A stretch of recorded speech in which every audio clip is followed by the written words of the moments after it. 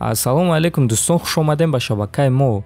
Чанд соат пеш турнири UFC 268 ба анҷом расид ва дар ин навор мо ба шумо натиҷаи муҳорибаҳо ва пулҳои коркардаи иштирокчиёни муҳорибаҳои асосиро пешкаш мекунем. Барои ҳамин дӯстон наворро то охир тамошо кунед. боварӣ дорем ки ба шумо писанд меояд.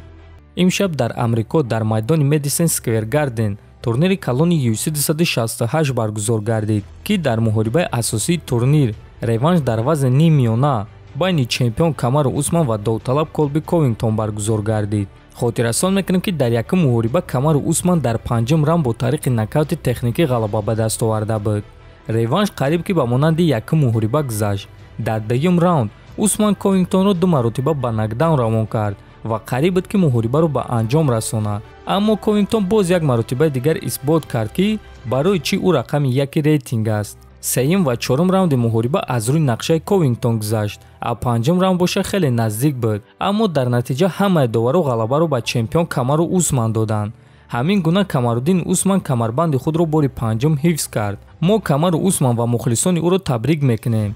ҳамчунин эҳтиром ба рақиби ӯ Колби Ковингтон. ӯ ягона ҷанговаре ҳаст ки ба Усман проблема сохта метавонад.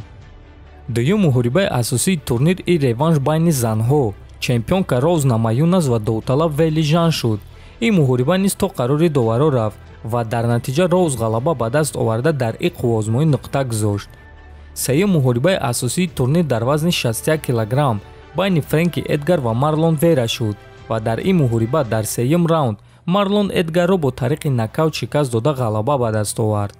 чорум муҳорибаи асосии турнир дар вазни ним сабук байни Шен Бургос ва Билли Куарантило шуд ва дар ин муҳориба Бургос бо қарори доваро ғалаба ба даст овард.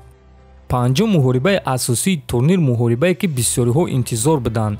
ин муҳориба дар вазни сабук байни дуюм рақами рейтинг Ҷастин Гейҷе ва панҷум рақами рейтинг Майкл Чендлер шуд. стили ин ҷанговаро ба ҳамагон аён аст ва ҳама медонист ки онҳо муҳорибаи дурахшон нишон хоҳанд дод ва бояд қайд кард ки онҳо беҳтарин муҳориба, аниқтараш беҳтарин ҷангро нишон доданд. чизе ки мухлисо аз ин муҳориба интизор буданд, Гейҷи ва Чендлер ин чиза ба мухлисо 100% дода тавонистанд.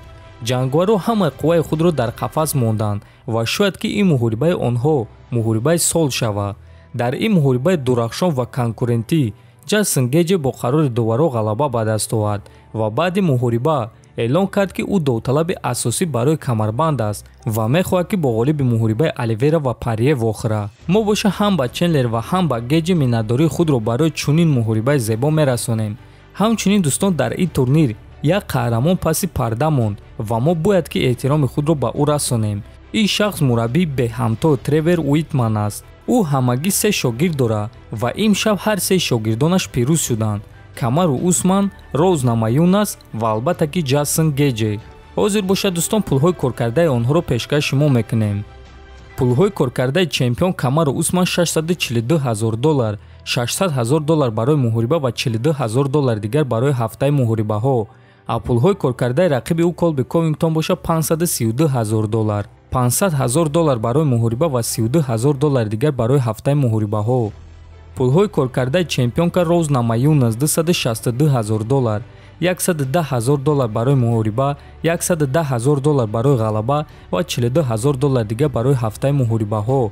пулҳои коркардаи рақиби ӯ Вейли Жан боша $132,000, $100,000 барои муҳориба ва $32,000 дигар барои ҳафтаи муҳорибаҳо. пулҳои коркардаи Марлон Вера $216,000, $75,000 барои муҳориба, $75,000 барои ғалаба, $50,000 бонус барои беҳтарин баромади шом ва $16,000 дигар барои ҳафтаи муҳорибаҳо. пулҳои коркардаи рақиби ӯ Фрэнки Эдгар боша $271,000, $250,000 барои муҳориба ва $21,000 дигар барои ҳафтаи муҳорибаҳо.